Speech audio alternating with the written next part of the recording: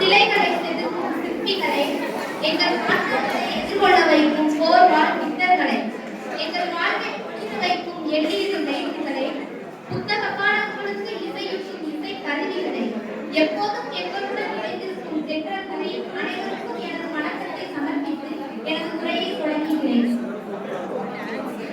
எங்கள் கல்லூரி 2 ஆண்டுகள் வீட்டிற்கும் வகுப்பறைக்கும் வேற்றுமையின்றி பெற்றோரின் விருப்பமாய் எங்கள் ஆசிரியர்கள் பெற்றோரின் கண்டிப்பை உணர்த்தும் வகையில் வகுப்பறைக்கு வழிகாட்டும் வாட்ச்மேன் சார்கள் அதிகாலையில் எழுந்து அவசரமாய் ஓடி வந்து பேருந்தில் அசடுவடித்து தூங்கும் மாணவனுக்கோ பேருந்தின் தாளாட்டுக்கு நிகரானது.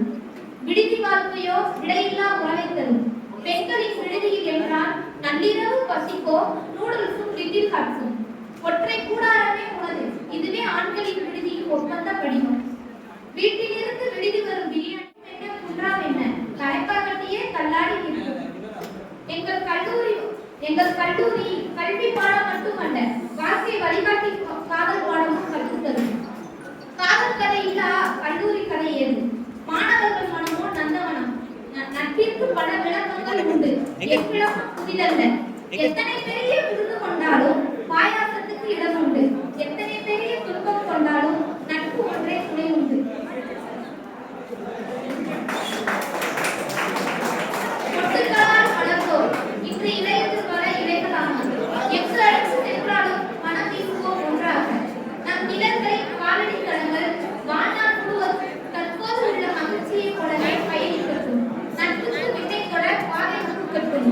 கல்வி பயிலும் காலம் வரையும் உங்கள் விழியில் கண்ணீரை கண்டதில்லை. அதற்கு இந்த கல்லூரியே சாட்சி.